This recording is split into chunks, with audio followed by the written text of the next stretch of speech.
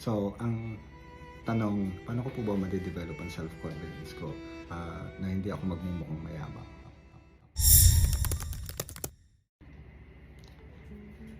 So, ang tanong, Coach, paano ko po ba made-develop ang self-confidence ko na hindi ako magmumukhang mayabang?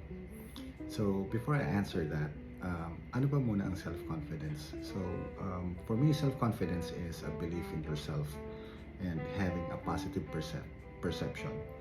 Um, Self-confidence it doesn't mean na maging perfect ka. It's actually the other way around. So, self-confidence is more about accepting that you're not perfect and you don't have all the answers. It's more about pagtanggap sa sarili mo, embracing your strength and accepting your imperfections. So, paano ba ito ma-develop? For me, there are four key pointers that I always go back to remind myself and help me improve my self-confidence along with to keep it intact. Hindi mo kailangan gawin lahat to. You can always do this one step at a time. First is be humble to accept that you don't know everything. Anong mabibigay sa iyo nito?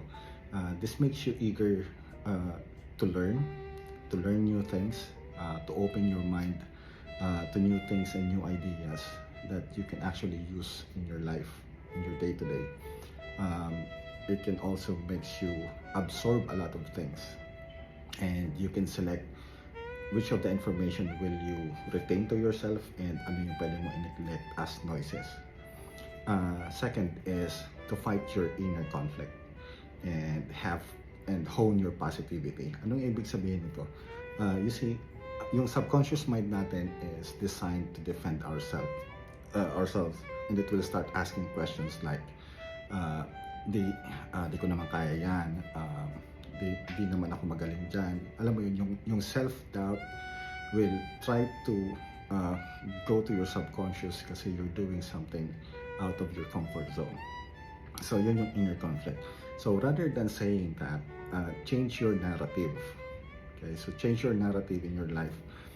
Rather than saying those things, pwede mo sabihin na kakayanin ko yan, kaya kong gumaling dyan, or matututunan ko din yan. In psychology, they call this the positive framing. So it's basically you're changing your narrative to positive thoughts rather than negative thoughts. Then the third one is doing uncomfortable actions and setting achievable goals. So laging partners yan. So again, doing something new is always uncomfortable. Okay, but once you've done new things, it doesn't need to be drastic. It doesn't need to be a drastic change. What I can challenge you to do is to try and do small changes in your life, 1% per day. Anong ibig ko sabihin dito? So, let's say you did something today new, out of your ordinary, positive new things. Like, let's say, niligpit mo lang yung higaan mo today. Okay? The next day, ano pa yung ginawa mo? From niligpit mo yung higaan mo, naglinis ka ng bahay. Okay? What you'll see there is you're trying to improve something in your life, which is napakalit na bagay kung titingnan mo sa isang araw. And it will just keep on compounding. Yan yung tinatawag na compounding changes. So, let's say 6 months now, kung yung habit na yun is napipilitan ka palang bang gawin or nagiging natural na sa'yo.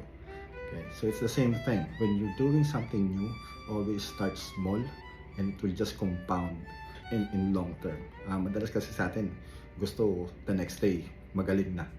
Di ba? Walang ganun.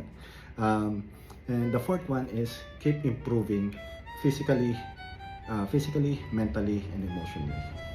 Bakit hindi ko sinabing try to exercise physically? Try to improve. Okay? Keep improving yourself on all of those three aspects: physically, mentally, emotionally. Why? Kasi if you try to improve yourself, or let's say you did something to improve your physical aspects, right? Nag-exercise ka, Yun lang muna, nag-push up ka for one day. The next day, dinagdagan mo na ng sit-up whatsoever. It actually creates endorphin sa katawan mo, which gives you, nagiging proud ka sa sarili mo. Tumataas yung risk factor mo as well. Okay?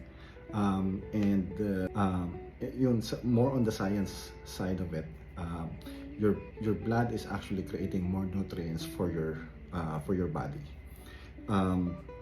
And yun yung apat na yun. Again, just to review, it's be humble and accept that you don't know everything, to open your mind on new things. Fight your inner conflict and hone your positivity. The third one is do uncomfortable things and set achievable goals. The fourth one is keep improving physically, mentally, and emotionally. Okay. One thing to keep in mind though is building self-confidence is a journey. Okay. It doesn't happen overnight. It takes time, effort, and commitment. If you want to change something in yourself, be committed to it. How can you be committed to others if you're not committed to yourself? Okay. Sabi nga 'di ba? Paano ka magmamahal ng iba kung hindi mo nga alam kung paano mahalin ang sarili mo? Okay? So let's start loving ourselves a lot more. Okay? That's it for now. I'll see you in the next video.